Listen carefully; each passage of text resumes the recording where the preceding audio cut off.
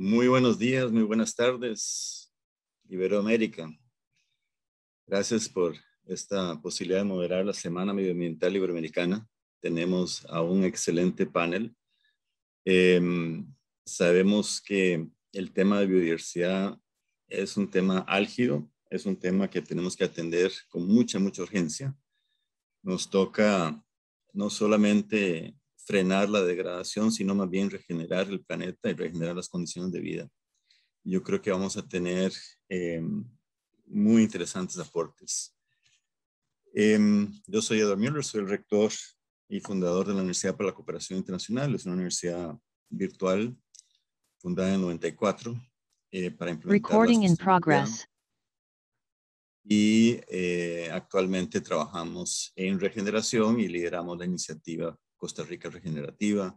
Y hay otras iniciativas como Colombia Regenerativa, Chile Regenerativa que se están sumando. Una gran oportunidad de regenerar los paisajes para no solamente la parte productiva, sino la parte de biodiversidad. Vamos a empezar este panel con la señora Piedad Martín. Ella es la directora regional adjunta del PENUMA. Muchas gracias, Piedad. Yo sé que tenés una experiencia enorme en diferentes países, pero no te quiero robar el tiempo. Si quieres decir algo inicialmente sobre ti, y si no, toma tus 7 minutos de una vez. Muchas gracias. Muchas gracias, Edward, y gracias a la SEGIP por la invitación. Y estoy muy honrada de estar hoy con todos ustedes en este panel. Creo que efectivamente vamos a tratar un tema fundamental, particularmente sabiendo lo biodiversa que es la región iberoamericana. Quería darles brevemente unas palabras sobre el Decenio de las Naciones Unidas sobre Restauración de los Ecosistemas. Creo que es un marco muy importante en donde ya se han establecido prioridades a nivel global, y el decenio empieza este año hasta el 2030 con el objetivo de prevenir, detener y revertir la degradación de los ecosistemas de todo el mundo. Existe una resolución de la Asamblea General de marzo del 2019 donde se solicitó el liderazgo de FAO y también del PENUMA para avanzar con consultas globales, construcción de alianzas, grupos de trabajo y prácticamente terminar esta etapa inicial con la estrategia y la identidad visual que se lanzó el 15 de septiembre del año pasado. El desarrollo de la estrategia llevó un año, pero quería sobre todo resaltar que se recibieron 2.500 comentarios. Hay una gran comunidad de práctica, hay una red súper interesante de expertos de organizaciones que están trabajando en restauración y que se han querido vincular a este esfuerzo. ¿Y por qué? Porque los objetivos de desarrollo sostenible, un desarrollo sostenible para todos y todas, no se va a lograr si no se restaura a gran escala y en todo el mundo los ecosistemas terrestres, de agua dulce, marinos y costeros, que han sido degradados. Por ejemplo, algunos datos. En la región de América Latina y el Caribe, sabemos que no se está desacoplando el desarrollo de la degradación ambiental. Eso es algo que está pasando en general en el mundo. Pero en la mayoría de los países aquí, la huella material y el consumo de materiales es más alto que hace 3 décadas, pero además es más alto por unidad del PIB. O sea, estamos usando más recursos y además estamos generando menos valor. Entonces, es una tarea sumamente ineficiente, ¿no? Que tiene que ver, obviamente, con la emisión de gases de efecto invernadero, pero no solamente, ¿no? También con otros temas que tienen que ver con contaminación a otras escalas, con la salud de las personas y los ecosistemas. Por ejemplo, sabemos que la conversión agrícola es una de las principales presiones que impulsa la pérdida de ecosistemas, seguida de actividades mineras, producción de energía y la expansión urbana. Hay preocupaciones muy amplias en regiones como los Andes, el Chaco y el Amazonas, pero también vemos alrededor de grandes ciudades una presión muy fuerte sobre los recursos de alrededor, sus ecosistemas y finalmente la base que está alimentando, dando agua, calidad del aire y protección a los desastres en esas ciudades. Entonces, se ha visto pues, que la restauración tiene varios beneficios, ¿no? Conservar la biodiversidad, por supuesto, para los que nos interesa. No es una agenda que todo el mundo le dé prioridad, pero es muy importante. Pero también las soluciones basadas en la naturaleza contribuyen a la mitigación del cambio climático y a generar resiliencia. Eso creo que ya puede haber más acólitos, ¿no? Que les interesa. También los paisajes generan empleo, medios de vida, alimentación, seguridad hídrica, salud. Al final nos va a afectar a todos. Y beneficios económicos. restaurar los 350 millones de hectáreas que se comprometieron en Bonn podría generar hasta 9 trillones en beneficios netos para el mundo. Entonces, la visión es tener un mundo donde la relación entre las personas y la naturaleza se restaure y que haya más áreas de ecosistemas saludables y no solamente áreas protegidas, sino también se protejan esos ecosistemas por fuera de las áreas protegidas, ¿no? Que también son muy importantes, pero no tiene que ser el único esfuerzo relegar a la naturaleza en unas zonas y el resto, ¿no? Hacemos lo que queremos. Me gustaría resaltar que la década y la estrategia tiene varias áreas y muy importante la de comunicaciones, innovación, intercambio de experiencias y antes de terminar dedicar un par de minutos a decir que en América Latina, en el Foro de Ministros y Ministras de Medio Ambiente, se aprobó un plan de acción regional con unas áreas muy concretas específicas para la región y que tiene mucho que ver con el tema de la recuperación post-COVID, la recuperación verde, donde nos hemos dado cuenta de que primero la región ha podido utilizar no mucho gasto público para responder a la COVID comparado con otras regiones. La inversión ha sido baja en comparación con el resto del mundo en monto y también per cápita. Es como un 6% del PIB de la región, mientras que en otros países y regiones es el 11% y en economías avanzadas es el 26%. Y además de esos anuncios de políticas y programas, solo el 0,5% es en políticas ambientalmente sostenibles. Entonces vemos que la reactivación va por un lado y el tema ambiental va por otro cuando hay esta oportunidad de generar beneficios económicos, sociales y ambientales y esos recursos se invierten bien y alineados con la década. El plan de acción, entonces, en la región se enfoca en un mecanismo de cooperación en condiciones para promover, apoyar y acelerar la restauración de ecosistemas. Cubre todos los sistemas de la región, incluyendo agroecosistemas, ecosistemas costeros y marinos, además de los más conocidos, ¿no? Bosques tropicales, etcétera. Provee soluciones para conectar la restauración con la recuperación socioeconómica y ambiental, o sea, un nexo muy claro entre medios de vida sostenibles y economía. Promueve la participación amplia de todos los sectores e incluye provisiones para poder aplicar un enfoque ecosistémico en la reducción del riesgo de desastres y la adaptación al cambio climático, que es tan importante y una prioridad para la región. Apenas se aprobó el plan, tenemos ya pues, todos los países obviamente interesados, la FAO y PNUMA apoyando y estamos empezando el proceso de llevarlo a la práctica y ahí es donde necesitamos pues todas las manos, todo el acervo que ya tiene la región en conservación para poder multiplicar y transformar. Así que con eso me quedo en mis primeras palabras y muy atenta a lo que digan el resto de panelistas y después el coloquio que tengamos. Gracias. Muchas gracias, Piedad. Excelente introducción, arranque. Ana María Hernández viene del IPBES, el nombre completo, la plataforma intergubernamental político-científica o científico-normativa, es más bien, sobre biodiversidad y servicios ecosistémicos. Antes estaba en el Instituto Humboldt, si no me equivoco. Creo que ahí fue donde te conocí hace unos años. Por favor, Ana María. Bueno, muchísimas gracias. Y en primer lugar, obviamente quiero agradecer al Observatorio La Radio, al CEGIB, al PNUMA y a la ESID por invitarme a participar en la Semana Medioambiental Iberoamericana.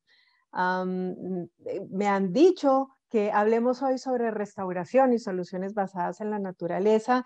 Es un fantástico reto, pero creo que no es posible hacerlo sin antes tener claro en qué estado de deterioro está nuestro planeta, porque debemos tratar de ser objetivos y empezar con las cuentas claras. Y como ustedes saben, el cambio en el uso de la tierra y del mar junto con el cambio climático, la contaminación, la introducción de especies exóticas invasoras y la sobreexplotación son los 5 factores más importantes a nivel mundial de pérdida de biodiversidad. La Plataforma Intergubernamental sobre Biodiversidad y Servicios Ecosistémicos, CIBES, que tengo el honor de presidir desde hace 2 años, nos recuerda que el 75% de las áreas terrestres se ha alterado significativamente y que nos enfrentamos a la extinción de más de 1 millón de especies. Son cifras que encontramos en la evaluación global que también entregamos hace 2 años y nos muestran que estamos experimentando una destrucción de hábitats y ecosistemas, tanto terrestres, de agua dulce y marinos, con un proceso de declive nunca antes visto en la historia de la humanidad. Y esa alarmante tasa de pérdida de biodiversidad representa no solamente un riesgo para la misma vida en la Tierra, y obviamente es para nuestro bienestar como seres humanos. Nosotros dependemos de las contribuciones que nos brinda la naturaleza, tanto para nuestra alimentación, para la salud, para el vestido. Si ustedes miran a su alrededor, nosotros estamos basados en la biodiversidad porque somos parte de la naturaleza. Entonces es una real contradicción que nosotros estemos destruyendo la fuente principal de nuestra propia supervivencia.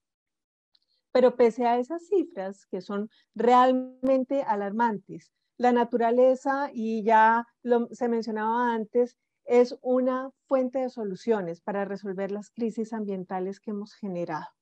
Por ejemplo, los mares son los mayores reguladores del clima y ciertos ecosistemas como los bosques o los páramos, que son tan importantes para nosotros en América del Sur, y las especies de flora que se encuentran en ellos son grandes depósitos de gases de efecto invernadero, sin mencionar, por ejemplo,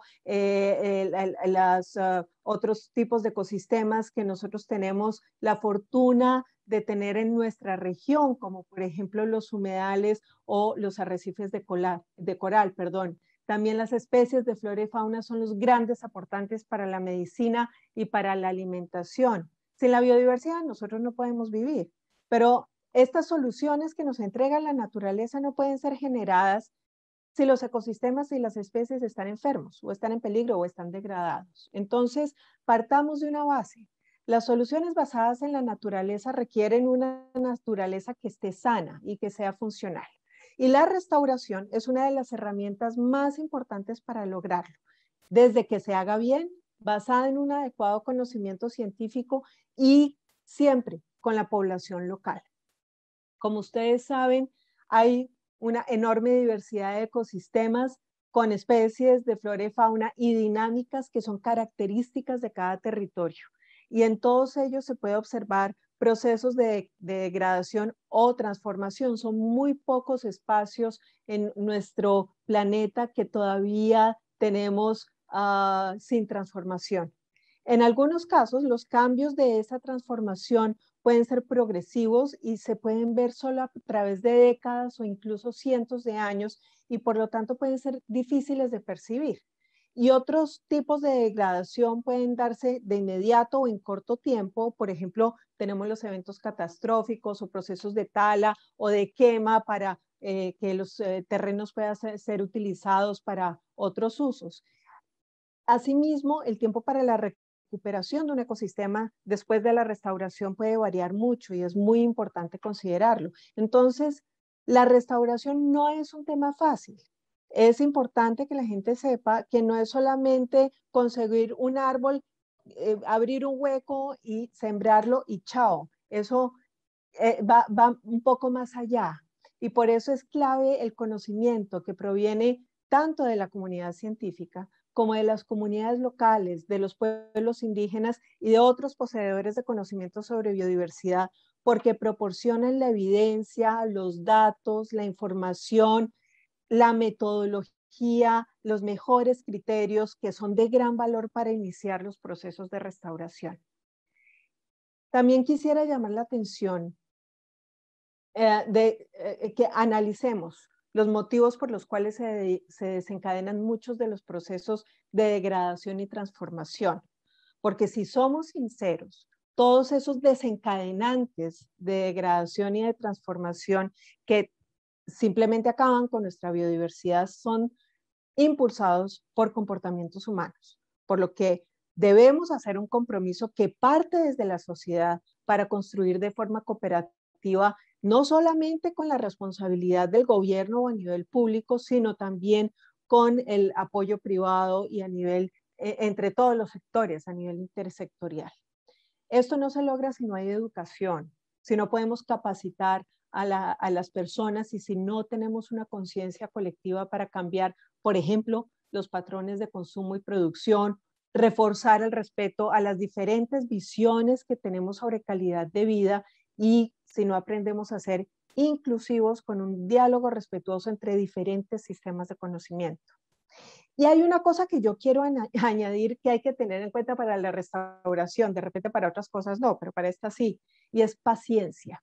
Generalmente se esperan ver resultados concretos en los planes de restauración en los que se han invertido en pocos años. Yo voy a sembrar 30.000 millones de hectáreas y entonces de repente con eso voy a recuperar un ecosistema. Sin embargo, el éxito de los programas más allá de la siembra se ve en a mediano y a largo plazo. Por eso más que un gasto que se considera en una etapa, por ejemplo, de una toma de decisiones, la restauración debe verse como una inversión que cruza diferentes gobiernos, que cruza diferentes etapas de decisión. Y teniendo esto en cuenta desde mi perspectiva, la restauración y su financiamiento tal vez podrían abordarse desde 5 puntos principales que los quiero dejar para la discusión.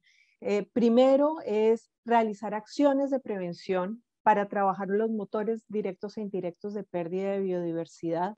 También es importante y es básico trabajar de forma conjunta con las comunidades donde se van a implementar los programas de restauración, porque las comunidades locales, las comunidades que viven en los territorios restaurados son restauradores.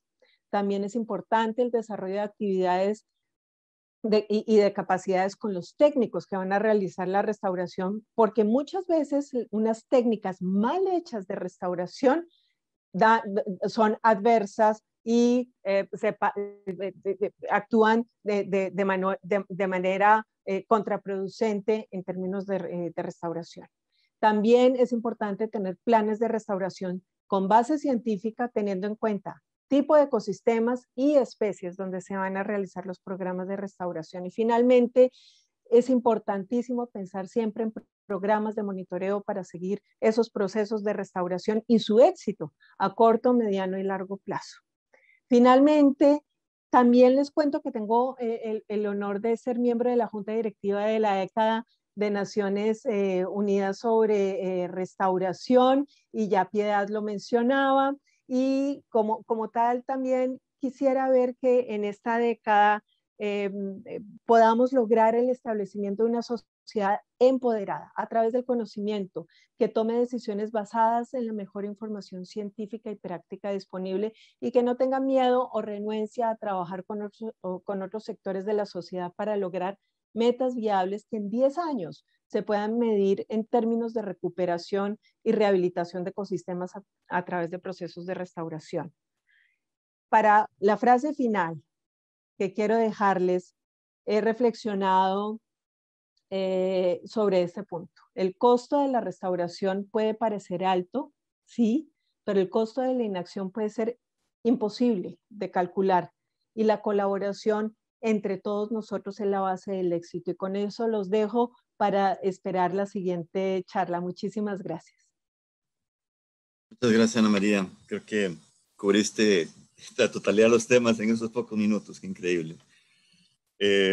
Sí, en la discusión quiero tocar el tema de la necesidad de enfoques holísticos. Creo que el problema está en que hemos sido muy reduccionistas en las soluciones. Y aquí nos toca mezclar todo en una buena licuadora.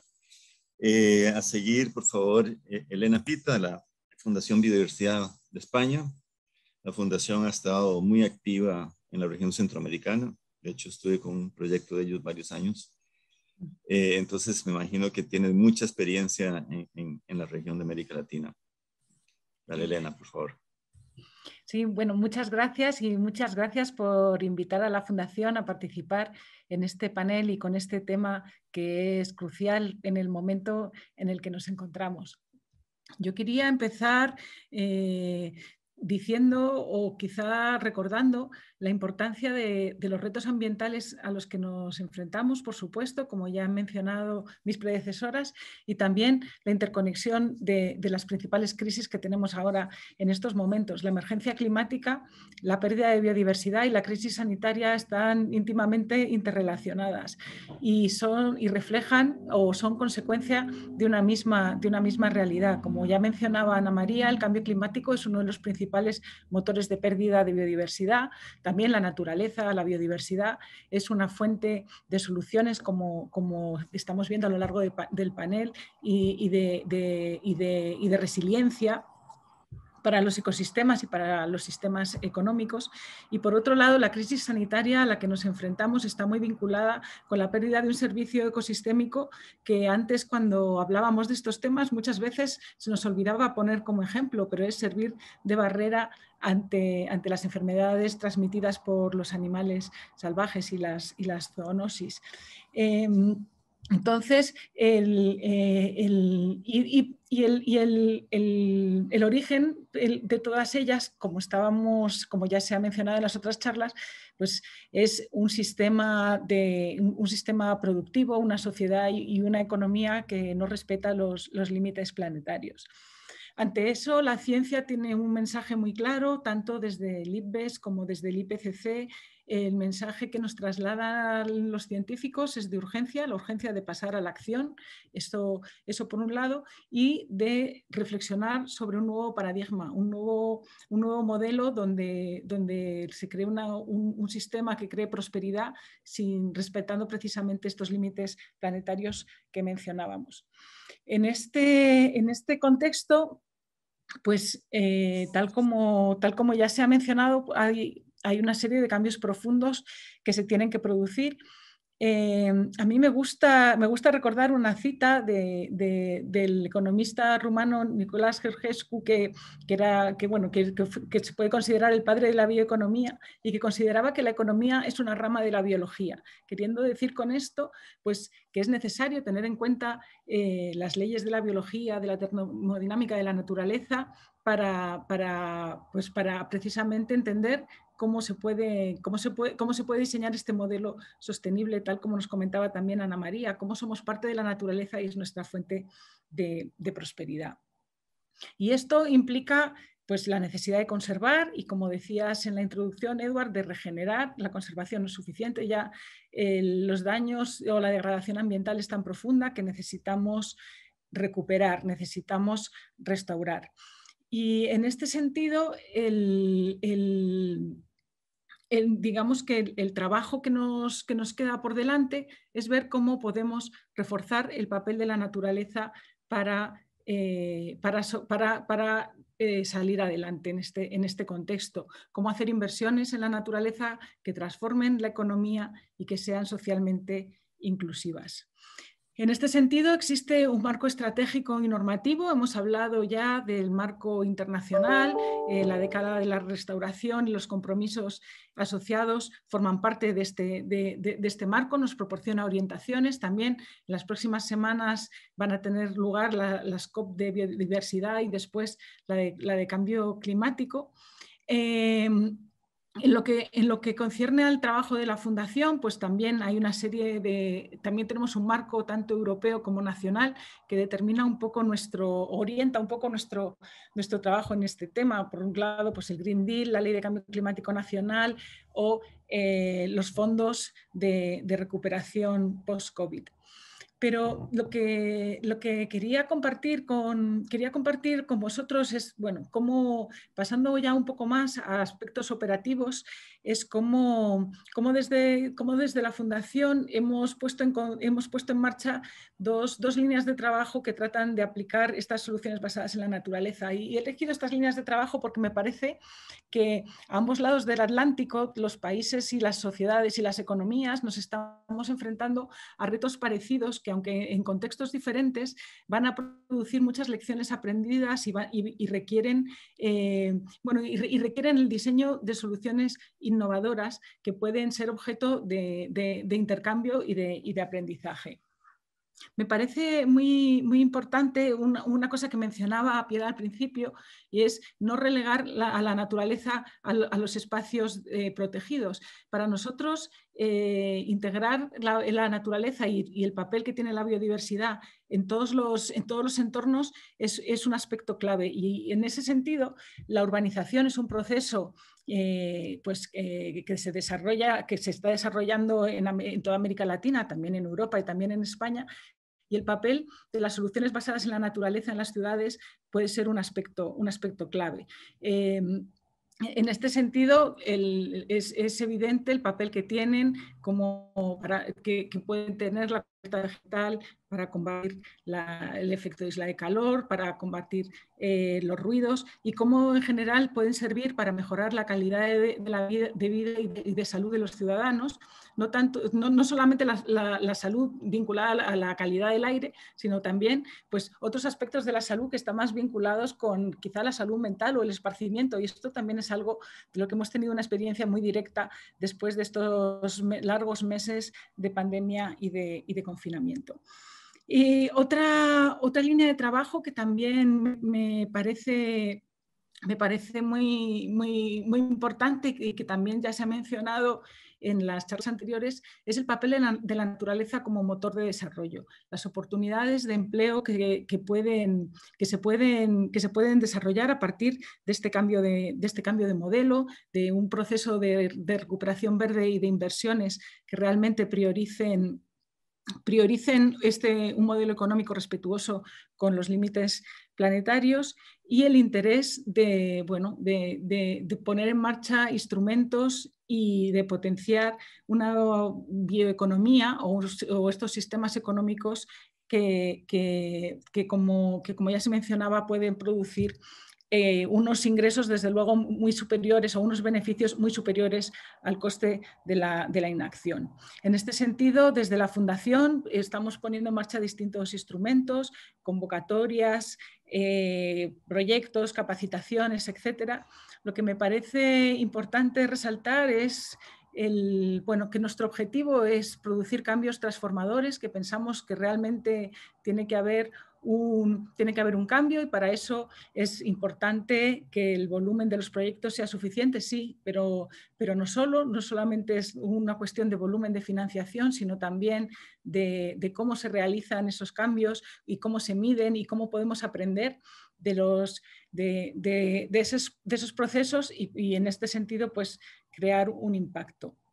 Con esto quizá pues dejaría otras reflexiones para la discusión, pero quizá enunciar aquí la importancia del cambio cultural que debe acompañar estos cambios estructurales. Una nueva economía requiere, por supuesto, de cambios estructurales y de un respaldo político, pero también de toda una sociedad que lo acompañe.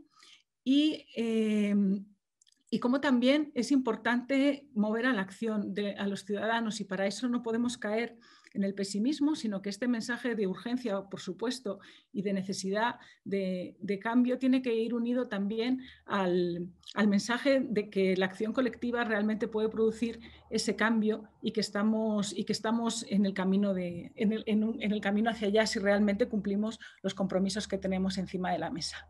Muchas gracias. Muchas gracias, Elena. Sí, el tema es cómo logramos esa acción colectiva, cómo pasamos a la acción y ya no al diagnóstico y a la discusión. Ahora tenemos a Rafael Chaves, da Sociedade Brasileira de Restauración Ecológica. Adelante, Rafael. Muchas gracias, Edward. Muchas gracias por la invitación. Es un evento muy importante. Voy a compartir mi presentación porque lo que yo digo ya integra los movimientos nacionales. Cuando encontramos un movimiento global, cómo llevar a cabo la restauración, normalmente imaginamos un movimiento que establece a nivel global de una forma natural y desde ahí se extiende a todo el mundo. Y cuando vamos a la FAO, a la UNEP, que lideran esos movimientos, ellos no devuelven esa tarea que hace décadas. Lo primero la primera acción de década, lo primero que hacen es empoderar el movimiento global, y la UNEC y FAO nos dicen, hay un movimiento global que existe a través de la conexión de las acciones de todos, de muchos. ¿Quiénes son los muchos, los todos? Claro que son muchos, no los puedes traer aquí todos. Entonces, mi papel, mi rol aquí es traer algunas caras de algunas organizaciones que hacen con que la década de la restauración pueda pasar a la práctica, en mi caso, desde la experiencia de Brasil. No sé si pueden ver mi pantalla. Bueno, yo soy presidente de la Sociedad Brasileña de Restauración Ecológica, en representación de más de 500 socios, que todo empezó con un pequeño grupo que en 2010, la década de la restauración está pasando desde hace más de 10 años, ¿no? En nuestro caso, en Brasil fue un grupo de especialistas que se juntó porque encontró metas bastante claras que tenían como objetivo la restauración de los ecosistemas.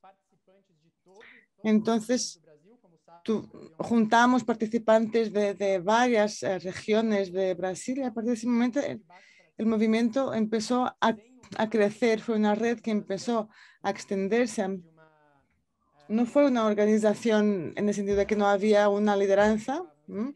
Eran un grupo de personas que intercambiaban experiencias y que pasaron algunos años creando, informando un movimiento desde abajo hacia arriba hasta crear en 2014 el movimiento brasilero de restauración ecológica, llevando a cabo las primeras conferencias en 2017, por ejemplo, junto con la Sociedad Internacional, la SER, otra en 2018. Como se puede ver, el grupo va creciendo y tenemos este año otra conferencia online en noviembre. O sea, os enseño estas fotos para que podáis ver algunas caras, ¿no?, que hacen parte de este movimiento, pero yo lo que creo es que es importante que haya ese intercambio, ¿no?, dentro de las iniciativas de restauración. Entonces, para fortalecer el rol de muchos, os voy a traer un portal que hemos creado, que creamos el año pasado, junto con otras organizaciones, aparte de la nuestra, ya que la nuestra actúa en un tema bastante concreto, pero nos juntamos con otros movimientos, como la Alianza por la Restauración de la Amazonia o por la Mata Atlántica y la coalición de Brasil, por ejemplo. Somos un grupo bastante heterogéneo. Hicimos una campaña para tener más contactos dentro de este mundo de la restauración biológica y ecológica. Entonces, como se puede ver, se puede ahora buscar cuáles son las personas, instituciones que existen en Brasil y que son parte de la sociedad. Pero las iniciativas que se pueden encontrar aquí, al fin y al cabo, son casi 300 instituciones y se pueden encontrar en varios sitios de Brasil cuáles son las organizaciones y el trabajo específico que hacen dentro de la organización. Aquí se pueden encontrar algunas estadísticas también sobre las formaciones vegetacionales del país. Y aquí hay una herramienta, un ejemplo de una región de cuando se junta la Mata Atlántica y el Cerrado, que son dos hotspots muy importantes. Y aquí podemos ver dos organizaciones en estos dos sitios que pueden ofrecer los servicios de restauración. Aquí tenemos varios filtros. Por ejemplo, podemos filtrar por los biomas, los servicios que ofrecen. ¿Cuáles son las instituciones que por ejemplo, siembran semillas nativas, que ofrecen servicios de apoyo técnico y de mantenimiento, por ejemplo? Y también podemos filtrar por estados de la federación de todo el país. O sea, hay más de 300 asociaciones de restauración. Todo esto fue una iniciativa con el objetivo de fortalecer, de juntar todos los que trabajan, los que necesitan este tipo de servicio. Y obviamente es una iniciativa que también puede ser implementada en otros países y estados. Para nosotros es muy importante la divulgación, la comunicación de estos conceptos. Tenemos aquí los documentos de los conceptos iniciales que hacen parte de la SER, Society for Ecological Restoration, que esos documentos fueron traducidos al portugués y ahora mismo ya está también disponible en español desde hace un mes.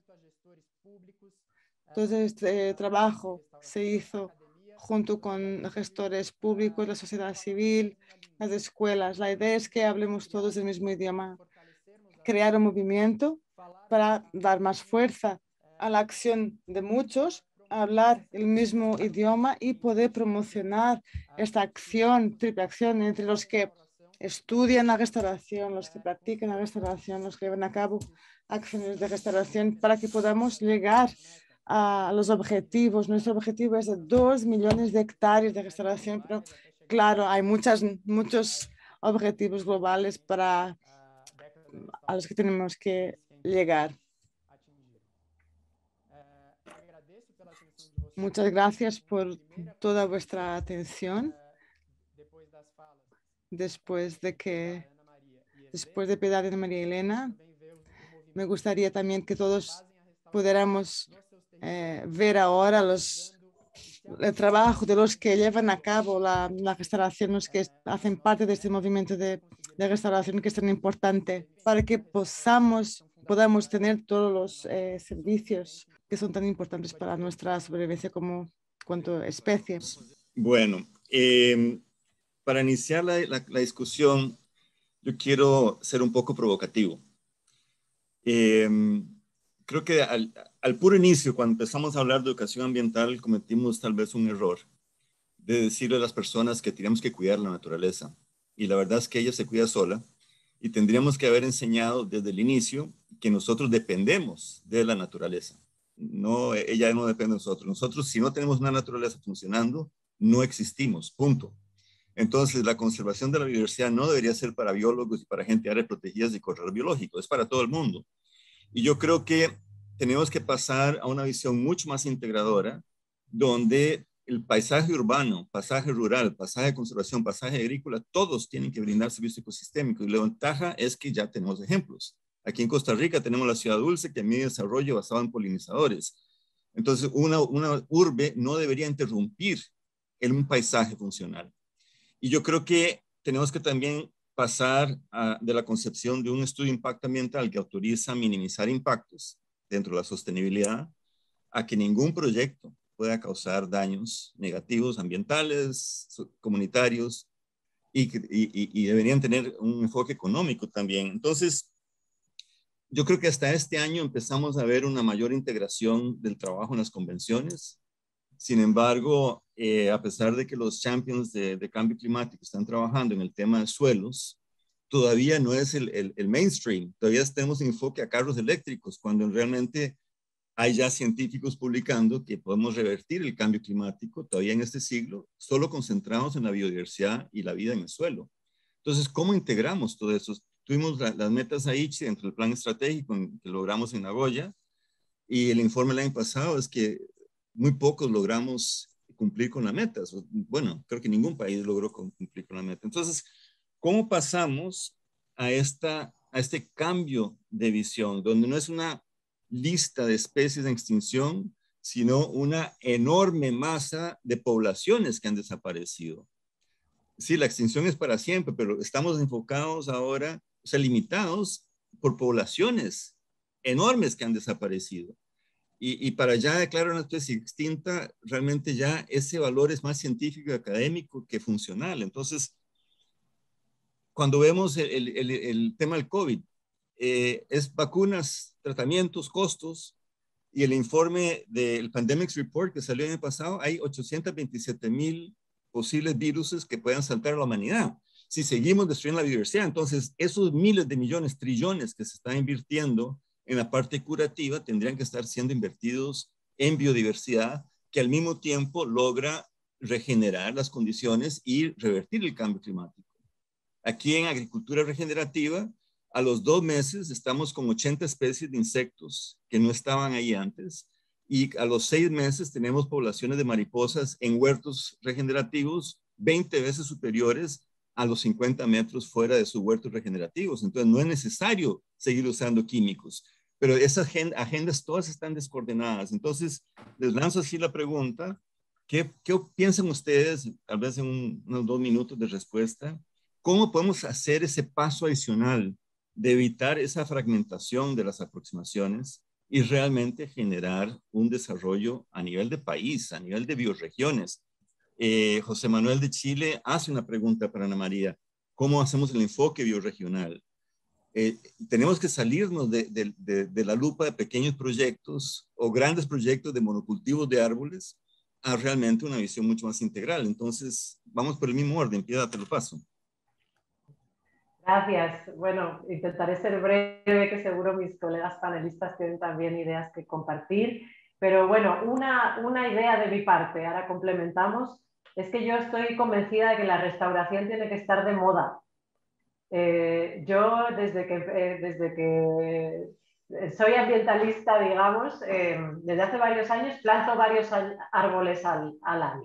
Yo sé que no solo es de plantar árboles, pero si todos hacemos lo mismo, si todos nos preocupamos de que los pequeños espacios verdes que tenemos cerca estén arborizados, y nos parece inadmisible que nos quiten un espacio verde, que nos pasa, ¿no? Que corten un árbol, nos parece inadmisible que tiren un teatro del siglo XVIII. Bueno, pues me parece inadmisible que corten un árbol que tiene 100 años, 50, 30. Ese tipo de cosas hemos visto que mueven decisiones. Hace poco aquí en Panamá se ha parado una obra grandísima de un hospital porque estaba en las inmediaciones de un espacio protegido, ¿no? Entonces, ese tipo de cosas yo creo que son muy importantes. Quizás estoy muy afectada de que la semana pasada tuvimos la Semana del Consumo Sostenible y yo creo que los consumidores estamos atrapados a veces en tomar decisiones de consumo de las que no somos conscientes éticamente sus implicaciones, pero que cada vez más tenemos el poder de decisión de decir que no a cosas, ¿no? Entonces, ahí yo creo que debemos como tener esta responsabilidad colectiva y preocuparnos de al menos nuestro entorno inmediato para darnos cuenta de que no se puede sustituir un pedacito de naturaleza por otro, ¿no? Porque ahora también está todo el tema de las compensaciones de biodiversidad y yo digo, sí, claro, yo compenso, pero lo destruí. Entonces yo creo que tenemos que decir, no, esto no es sustituible, es una responsabilidad colectiva y me parece que la región tiene mucho que decir precisamente de la sabiduría tradicional de que somos uno con la naturaleza. El otro día nos sorprendíamos de que nos decían que en la sangre y en las placentas hemos encontrado microplásticos. Yo digo, pero ¿cómo no va a haber microplásticos? Si somos uno con la naturaleza y el microplástico lo hemos metido en todas partes, por supuesto que yo tengo en el cuerpo microplásticos. Si la naturaleza se destruye, por supuesto que la humanidad va a sufrir, porque somos lo mismo. Entonces yo creo que ese concepto que está muy sustentado en la sabiduría tradicional de la región puede ayudar mucho a una nueva ética que haga que mucho más nos preocupemos todo por lo que pasa en nuestro entorno inmediato y por supuesto en el global, pero también en el inmediato más allá de las redes sociales. Gracias. Ana María. Bueno, gracias. Yo quiero llamar la atención y de hecho tú mencionabas, Eduard, el reporte de pandemias que sacamos hace poco en el IPBES y también quiero resaltar el reporte que nuestros expertos de IPBES junto con expertos de IPCC hicieron sobre cambio climático. Y es que cambio climático y biodiversidad. Entonces tenemos salud y biodiversidad en el reporte de pandemias, cambio climático y biodiversidad en el reporte conjunto con IPCC. Y resulta que efectivamente nosotros hemos encontrado que si vemos, estamos viendo desasociadamente la situación. Y lo que hemos encontrado es que son todo diferentes visiones de un mismo problema.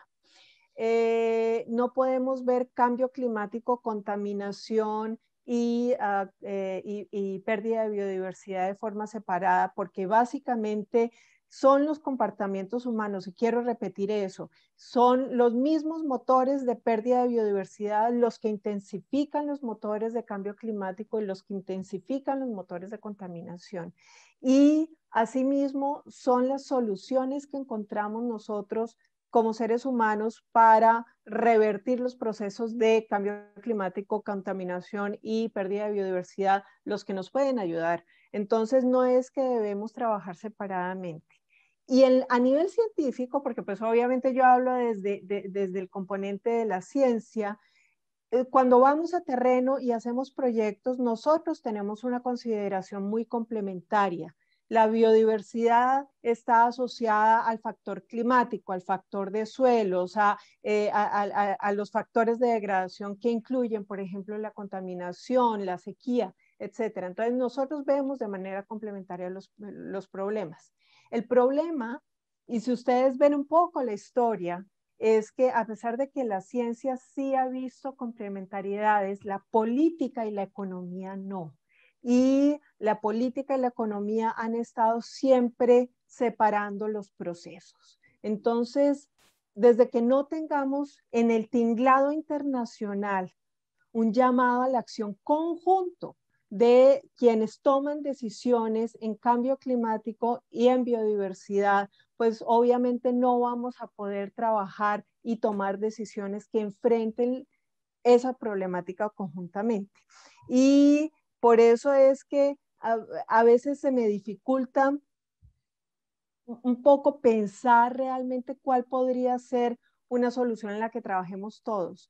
En el terreno y a nivel local lo estamos haciendo. Hay experiencias fantásticas, las comunidades indígenas y locales, pero también a nivel urbano. Ustedes lo decían, en Colombia yo tengo experiencias maravillosas en el Valle de Aburrá, por ejemplo, en Bogotá, pero también acá en la ciudad de Montreal, en todo Quebec. Es decir, tenemos, creo que ejemplos maravillosos que podemos sacar a colación, pero la instancia de la voluntad política de seguir dejando, de dejar de lado promesas para llegar a reales acciones es la clave en este asunto.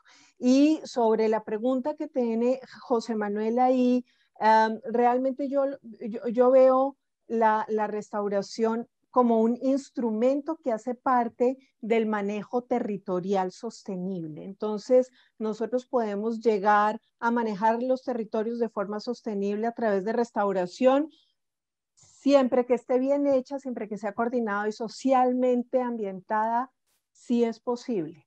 Pero, como digo, la restauración es una herramienta coordinada y complementada con la labor social. No es algo que esté separado también. Entonces dejo ahí por ahora. Gracias. Muchas gracias, Ana María. Elena. Sí, gracias. Gracias, Eduard. La verdad es que no puedo estar más de acuerdo con tu análisis. Coincido plenamente y creo que igual que ya hace muchos años que hablamos de integrar la biodiversidad en todas las políticas sectoriales, tenemos que también pensar en integrar la biodiversidad en todos los territorios y que no es una cuestión de paisajes prístinos y protegidos, que son fundamentales y cumplen un papel muy importante, que poco a poco se fue introduciendo el concepto de conservación también dentro de los paisajes agrícolas, que pueden tener, si están bien manejados, en muchos casos una biodiversidad muy rica y que cada vez se considera más importante y está en la agenda de muchos gobiernos locales introducir la biodiversidad y los servicios que presta dentro de la planificación urbana, porque es fundamental esa conexión campo-ciudad y por todos los problemas de calidad de vida y de salud que están vinculados. Y en ese sentido, el reto, como bien decías, es cómo realmente conseguir esta visión integradora y que se refleje en el terreno. Es verdad que a nivel local muchas de las actividades que ya se están realizando tienen ese impacto positivo tanto en la lucha contra el cambio climático como en la como mejorar la biodiversidad, pero que nadie tiene en realidad una receta porque los problemas son muy variados. Lo que sí creo es que hemos aprendido en estos años en estos años de reflexionar y de analizar estos procesos, que hay algunas cosas que hay algunos aspectos que son clave y que pasan, pues desde luego, por la toma de decisiones basada en la ciencia, y eso es muy fácil de decir, pero luego no es tan fácil de conectar donde se genera la ciencia con quien realmente la necesita para tomar decisiones, y ahí muchas instituciones como la fundación que dirijo, que es una institución del sector público, tienen un papel importante que desarrollar haciendo este acercamiento.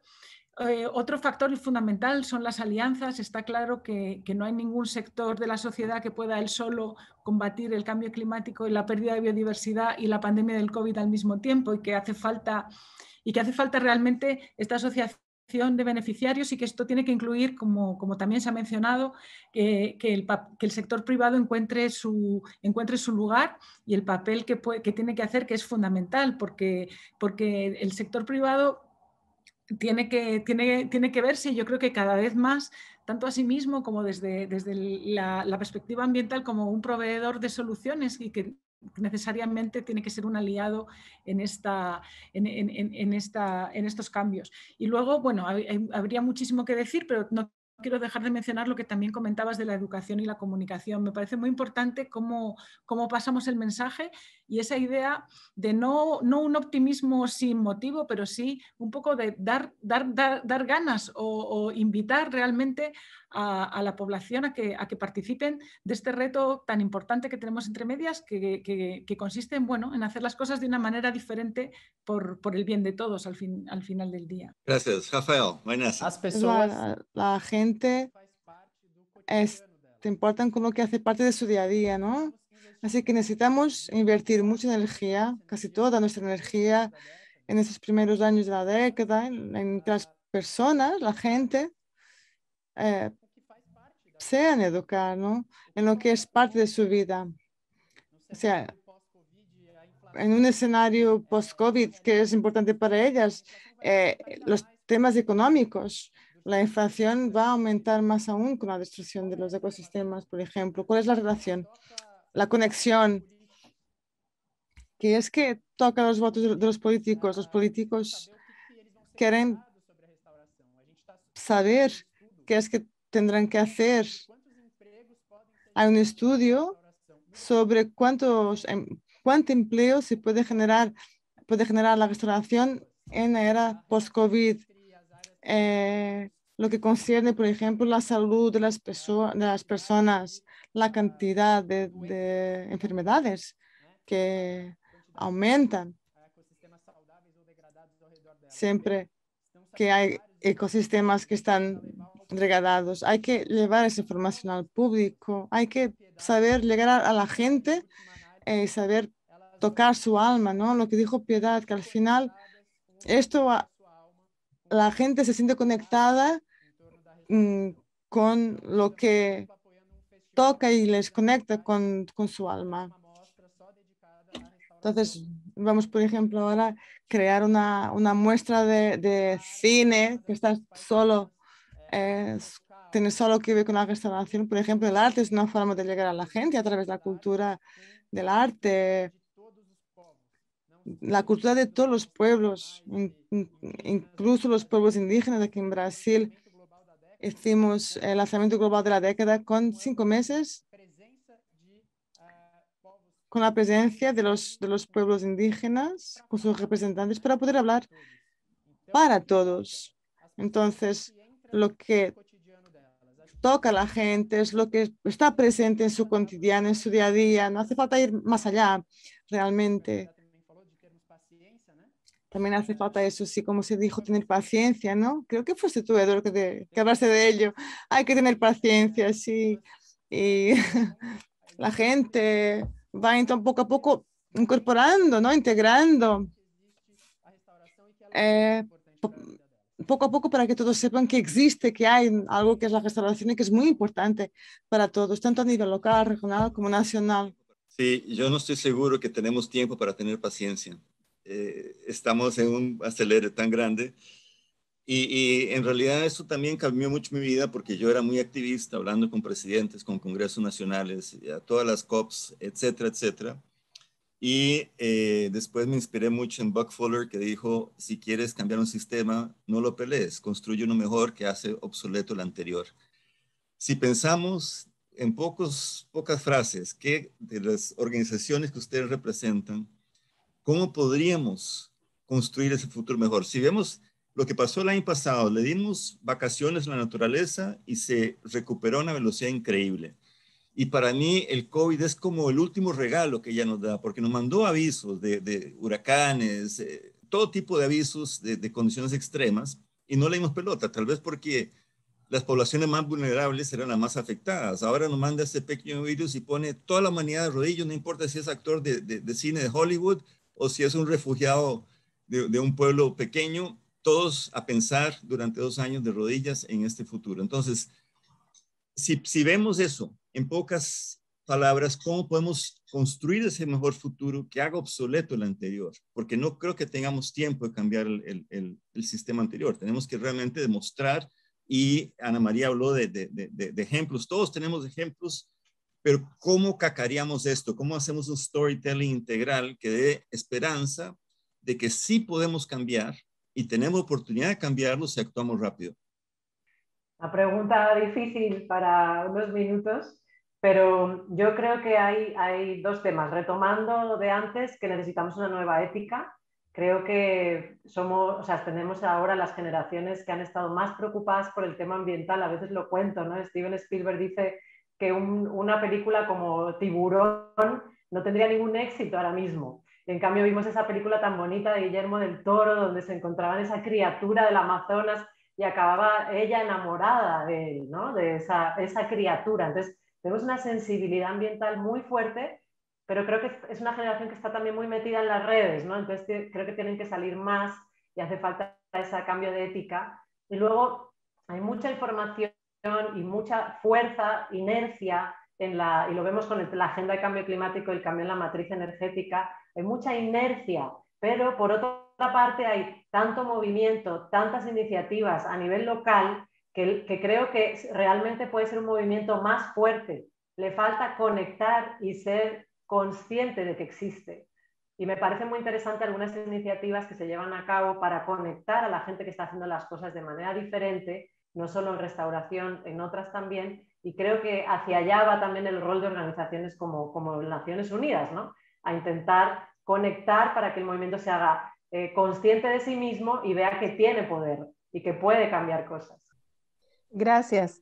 Bueno, yo aprovecho para retomar lo que dijimos en nuestra evaluación global de la IPES, y es que el mejor escenario y casi el único son los cambios transformativos.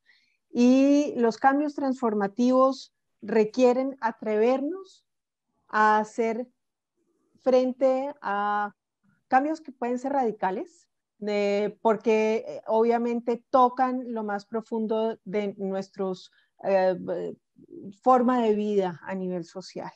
Nosotros debemos atrevernos a cambiar nuestras formas de producción y de consumo. Nosotros debemos atrevernos a cambiar la forma en que estamos manejando nuestros desechos. Debemos atrevernos a cambiar la forma en que estamos viendo la justicia y la forma en que estamos respetando, porque no estamos siendo justos y porque no estamos respetando actualmente. Y yo sé que vemos que es muy importante enamorar a la gente. Ya todos lo decían, Piedad, Rafael, Elena lo decían, hay que enamorarlos. Pero yo no veo aquí sentado a los que no están enamorados. Y como decía una gran amiga mía en Colombia, Juana, esto es dar misa para curas. Es decir, aquí estamos los que estamos convencidos. ¿Dónde están los que no están convencidos? El cambio transformativo inicia desde el momento en que nosotros podemos sentarnos a dialogar sobre cómo construir un futuro mejor con todos, con los que no están convencidos, con los que están destruyendo, con los que están invirtiendo, con los que quieren construir. Así es como nosotros podemos hacer un diálogo intergeneracional para un futuro mejor. Sí, tantas cosas tan interesantes que habéis comentado. Me gustaría volver a mencionarlas todas, pero voy a intentar, voy a intentar centrarme. Me parece muy importante la reflexión sobre la ética que hacíais, Piedad y Ana María, tanto intergeneracional como también en el espacio, y ese equilibrio entre los países más desarrollados y los países en desarrollo, y también entre especies, entre hábitats, entre ecosistemas, etcétera, etcétera. Eso me parece que es clave porque sirve para entender un poco cómo nos situamos, cómo nos vemos y cómo nos relacionamos con la naturaleza, que, como tú decías, no necesita que la cuidemos, sino que dejemos que cuide de nosotros, en definitiva. Quizá como reflexión me parece muy interesante el concepto de una salud, y cómo así de modo global hemos tenido una experiencia personal, cada uno de nosotros, en todo el planeta, de este vínculo con la naturaleza. Y me parece muy importante también el tema del cambio cultural, y una cosa que decía Rafael sobre conectar con las emociones. Al final, para mover a la acción, quizá tenemos que traducir el mensaje científico, que nos da unas instrucciones muy claras, a una emoción que consiga que pasemos a la acción los convencidos y los por convencer. Y es verdad que, una vez más, no hay recetas, pero que poco a poco creo que vamos encontrando ideas y puntos de entrada para eso, y creo que quizá un rayo de esperanza, como decía antes Piedad, es, bueno, ver cómo los movimientos juveniles entienden y entienden lo que tienen en juego, ¿no? Entienden la importancia de lo que se juega para su futuro. Es verdad, no tenemos tiempo para esperar a la formación de la nueva generación. Está escrito en los principios de la década: tenemos que formar y crear una nueva generación. Me quedaba pensando, ¿es la generación Y, la Z, qué tipo de millennial? Y después a la generación de restauración. No hay tiempo ya. La generación de restauración es el conjunto de todas las generaciones. Por eso la importancia de ser intergeneracional de una forma urgente, porque ya no hay tiempo para que llegue una nueva generación. No hay tiempo de visiones de escuelas o de restauraciones que hace X, Z, pero tenemos tiempo para involucrar toda la población del planeta, y es ahí que tenemos que trabajar y ahí que tenemos que llegar. Pero a veces pensamos, cuando se salta esta fase y ya llegamos a todas las otras, no va a funcionar. No podemos llegar al final de esta década con una cantidad significativa de personas que no saben lo que es la década de la restauración. Es necesario entender esta urgencia, que tenemos que involucrar ahora a todos los sectores, todas las personas, para saber que todavía hay tiempo de actuar y que tenemos una década para ello. Bueno, se nos acabó el tiempo, estamos 7 minutos más allá. Hubo otro tema que creo que habían consultas sobre el tema del diálogo de saberes. Y yo creo que sí, porque varias veces escuché, hay que traer la ciencia a la gente, pero también hay que traer el diálogo, digamos, la sabiduría. O sea, tenemos tanta información, pero seguimos en la extinción planetaria mejor documentada científicamente. O sea, esa ciencia no la estamos usando para revertir lo que estamos haciendo. Y creo que también la construcción de silos de conocimiento es parte de esa equivocación. Entonces yo creo que deberíamos tener por lo menos unas 2 o 3 sesiones más para poder aterrizar, pero ya me toca cerrar porque estamos ya pasado el tiempo. Quiero agradecerles a todas y a Rafael, el poder haber escuchado este diálogo. Me parece fabuloso. Me genera esperanza ver que tenemos mujeres liderando organizaciones importantes. Ese principio femenino, como decía Leonardo Boff, es fundamental porque tiene el principio del cuidado, que es otra cosa que tampoco conversamos aquí, pero necesitamos recuperar ese principio del cuidado. Yo quisiera ver a mujeres presidentes jóvenes en todos los países y no tendríamos los problemas que tenemos ahora. Entonces, quiero agradecerles a todas y a Rafael y también a la convocatoria de esta reunión. Y les deseo una feliz tarde-noche o feliz tarde desde aquí a América Latina. Muchas gracias. Gracias. Muchas gracias. Y un gran abrazo. Muchas gracias. Saludos. Suerte con sus quehaceres. Nos veremos pronto. Bueno, entonces que estén bien. Ha sido un placer.